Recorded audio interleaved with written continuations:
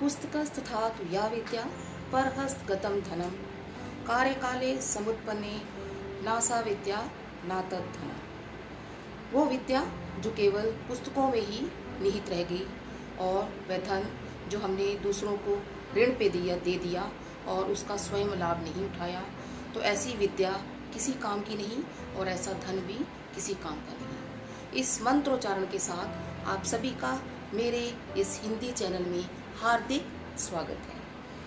प्यारे बच्चों, आज मैं आपकी पाठ्य पुस्तक एकांकी संचय का प्रथम एकांकी संस्कार और भावना का अध्ययन करवाने जा रही हूँ। संस्कार और भावना एकांकी श्री विष्णु प्रभाकर जी का एक लघु एकांकी है।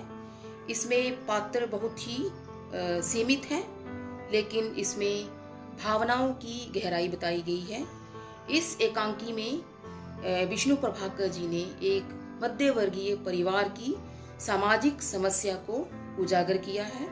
सबसे पहले मैं आपको इस एकांकी की भूमिका और पात्रों से परिचय करवा देती हूँ।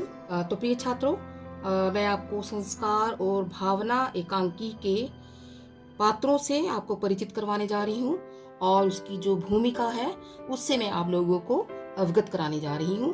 जैसे संस्कार और भावना जो एकांकी है, ये एकांकी संस्कार और भावना का एक अंतर्द्वंद बताया गया है। इन दोनों की आपस में लड़ाई बताई गई है कि इनमें दोनों में कौन ज्यादा प्रभावशाली है इस एकांकी में। तो इस एकांकी के जो लेखक हैं वो श्री विष्णु प्रभाकर जी हैं और इसकी जो मुख्य पात्र है वो माँ है, जो संक्रांति काल की एक महिला है। संक्रांति काल की महिला का अर्थ है जो रूढ़िवादी सोच की महिला है और उसके पति की मृत्यु हो चुकी है। उसका एक बड़ा बेटा है जिसका नाम अविनाश है, वह बहुत ही स्वाभिमानी है। और उसका एक छोटा बेटा है जिसका नाम अतुल है, जो नए विचारों का लड़का है। अविनाश की पत्नी का नाम नहीं इसमें बताया गया है। वह एक बंगाली और विजातीय लड़की है जो देखने में बहुत सुंदर है, सुशील है, सभ्य है, उसकी वाणी में आकर्षण है, वह व्यवहार कुशल भी है। लेकिन इस एकांकी में ये बड़ा बेटा जो है इस बंगाली लड़की से अपनी इच्छा से शादी करता है, जो माँ को मंजूर नहीं होता। इस कारण ये बड़ा बेटा और बंगाली बहू जो है वो माँ से अलग रहते हैं और माँ जो है इन दोनों के कारण बहुत दुखी रहती है। अब जो छोटा बेटा है अतुल, उसकी पत्नी का नाम है उमा। वह बहुत ही धार्मिक विचारों की आदर्शवादी महिला है। वह सास और अपने पति की के प्रति बहुत आदर और प्रेम की भावना रखती है।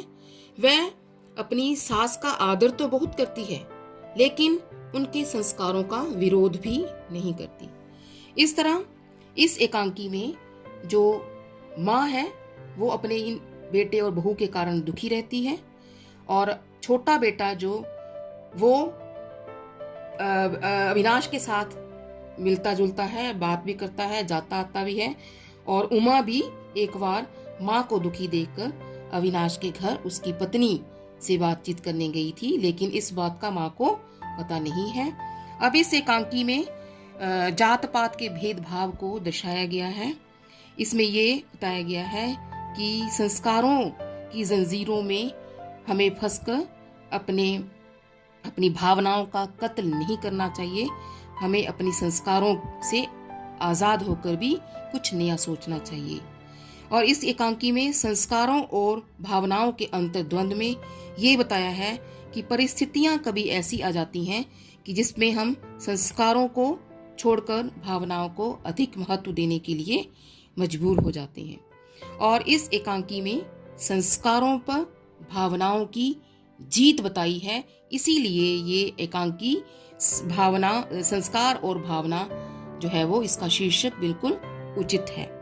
इस एकांकी में कुछ नए शब्दों का प्रयोग हुआ है, जैसे वर्ण किया है जिसका अर्थ है चुनाव किया है या अपनी पसंद से चुना है, और साक्षी दी है का अर्थ है गवाही दी है। प्रिय छात्रों, इसमें एक अवतरण है चेतन से अचेतन अधिक शक्तिशाली है। ये बहुत ही थोड़ा सा आप लोगों के लिए मुश्किल है, तो इसका अर्थ मैं आपको बता देती हूँ। चेतन से अचेतन अधिक शक्तिशाली है, इस उक्ति का अर्थ है कि जो ज़्यादा संवेदनशील व्यक्ति होता है, जो किसी चीज़ के बारे में ज़्यादा अधिक सोचता है, वो हमेशा कमज़ोर रहता है। जिस तरह माँ जो है वो संस्कारों के प्रति अधिक चेतनशील थी, इसलिए वो बहुत दुखी रही, बहुत ही वो परेशान रही। और जो उसके बेटा बहू है अतुल और उमा जो है वो अचेतन थे अपने संस्कारों के प्रति, इसलिए वो ज़्यादा शक्तिशाली थे और वो अपने भाई और भाभी से मिलते भी रहे। इसलिए माँ जो है वो एक कथन कहती है कि अचेतन से अचेतन अधिक शक्तिशाली है। उसका कहने का अर्थ है कि आप लोग दोनों अपने भाई और भाभी से मिल भी आए। मैं ममतापूर्ण होने के बावजूद भी उससे नहीं मिल सकी, ये उसका दुर्भाग्य है। जैसा कि प्यारे बच्चों आपने देखा कि इस एकांकी में भावनाओं और परिस्थितियों का आपस में किस तरह से एक अंतर्द्वंद्व दिखाया गया है। सबसे पहले जब उमा जो है एक परिस्थिति को बताती है कि हमारे जीवन में कई बार ऐसी परिस्थितियां आती हैं कि जिनका हम बड़ी कठोरता से विरोध करते हैं, लेकिन कुछ समय ऐसा आ जाता है कि हम उन्हीं बातों को जिनका हम पहले विरोध करते थे, उसको हम बड़ी सहजता के साथ स्वीकार करने के लिए तैयार हो जाते हैं। इसी तरह इस एकांकी की पात्र जो माँ है वो बहुत दुखी होकर अपनी छोटी बहू उमा के पास आकर बैठती है, क्योंकि उसे अपने पड़ोस की किसी कुमार नामक जो फैमिली है, परिवार है, उसकी नौकरानी से उसे पता चलता है कि उसका बड़ा बेटा अविनाश बहुत बीमार रहा। अब अपने बेटे के बीमार होने की खबर जब वो दूसरे लोगों से सुनती है तो उसे बहुत दुख होता है, क्योंकि वह सोचती है कि मेरा बेटा बीमार रहे और मुझे पता ना चले। इस तरह वो अपनी छोटी बहू से इस बात का जिक्र करती है। तो उमा कहती है कि मुझे तो इस बात का पहले भी पता नहीं था और उसके पति ने भी उसे इस बारे में कुछ नहीं बताया। तब माँ जो है अपनी बहू से ये कहती है कि उसकी बहू जो है वो कितनी बहुत बड़ी निर्दयी है, जिसने उसके बेटे को उससे अलग कर दिया है। तो उसकी छोटी बहू उमा जो है वो भी उस बात का समर्थन करती है कि हाँ माँ जी, वो देखने में जितनी भोली दिखती हैं वो उतनी है नहीं, लेकिन माँ इसका कुछ और ही मतलब समझती है। लेकिन माँ अपनी छोटी बहू से बड़ी बहू के बारे में जिक्र करने की बात सुनकर बहुत उतावली होती है। वो उससे पूछती है कि उसे इस बात का कैसे ज्ञान है कि उसकी जो बड़ी बहू है वो बहुत भोली है और बहुत चालाक है।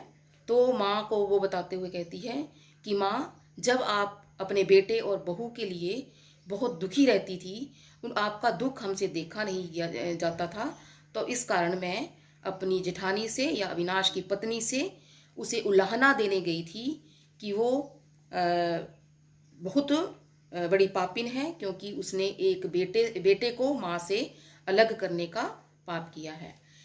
वह अपनी जेठानी के पास जब जाती है तो उसकी जेठानी जो अविनाश की पत्नी है वह बहुत ही सहनशील और पढ़ी लिखी सुशील औरत है। वह अपनी किसी भी तरह की प्रतिक्रिया व्यक्त नहीं करती।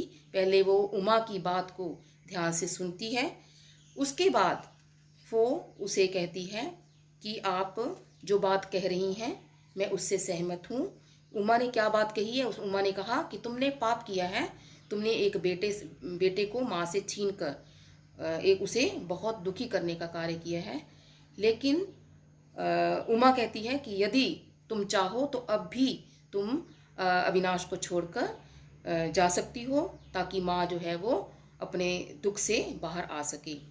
लेकिन अविनाश की पत्नी उसे इस बात का उत्तर देते हुए कहती है कि उसने ये जो बात उससे कही है कि वो अपने पति को छोड़कर चली जाए, तो वह उस पति को नहीं छोड़ सकती जिसके लिए उसने अपने परिवार, अपने समाज और दुनिया तक की परवाह नहीं की, और वह उस पति को छोड़ने की कल्पना भी नहीं कर सकती।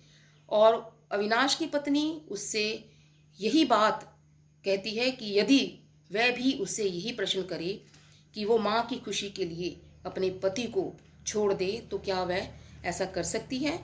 तो अविनाश की पत्नी से अपने लिए ऐसी बात सुनकर उमा बहुत व्याकुल हो उठती है।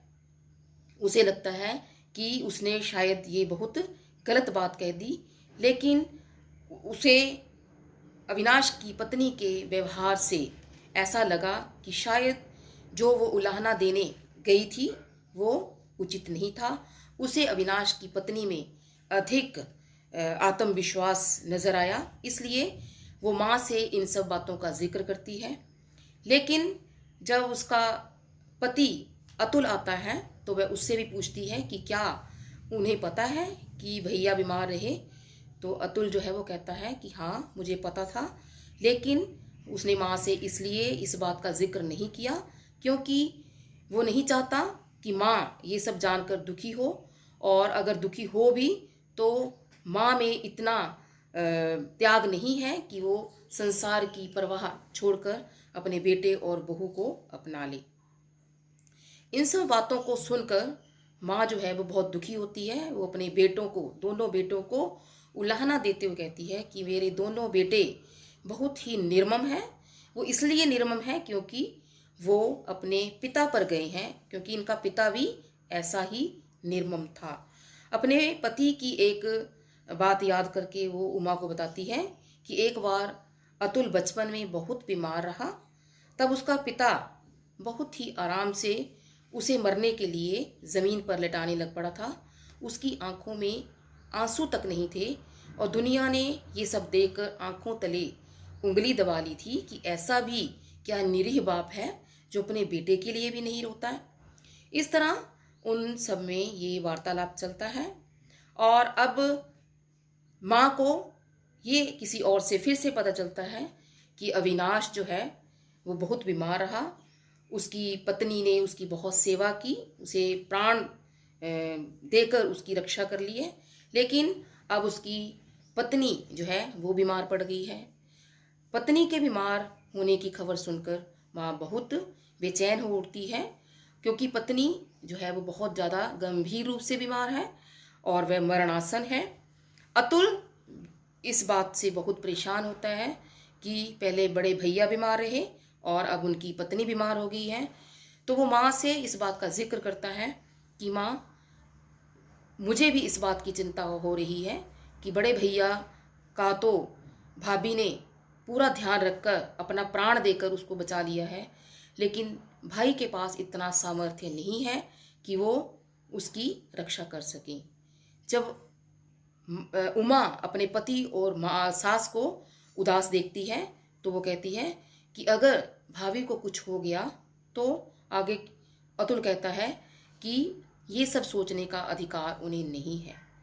और माँ जो है बहुत बेचैन हो उठती है। वो कहती है कि मुझे उसके पास ले चल, मैं उसके पास जाना चाहती हूँ। माँ सोचती है कि यदि मेरे बेटे को कुछ हो गया तो मेरे बहू को कुछ हो गया तो मेरा बेटा भी जीवित नहीं रहेगा। और माँ जो है वो ये सब सोचकर उसकी ममता जो है वो उजागर हो जाती है। माँ की ममता जो है उसमें इतना साहस है, इतना उसमें सामर्थ्य अपने आप में नज़र आता है कि वो अपने बेटे और बहू को जाकर देखेगी, और उस अपने स्नेह में उसे इतना विश्वास है कि वो अपनी बहू को और अपने बेटे को अपने पास लाकर उनकी प्राण रक्षा कर सकती है। तो उनकी प्राण रक्षा की खातिर वो अपने संस्कारों को पूरी तरह से भूल चुकी है।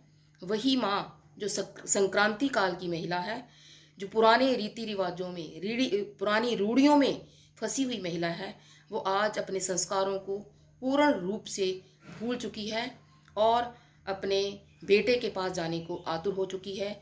अब जब अतुल को पता चलता है कि माँ बेटे के पास जाने के लिए व्याकुल है तो वह माँ से अनुरोध करता है कि माँ, उस बेटे के पास, उस बहू के पास जाने का तभी फायदा है यदि तुम उसको अपना भी लो।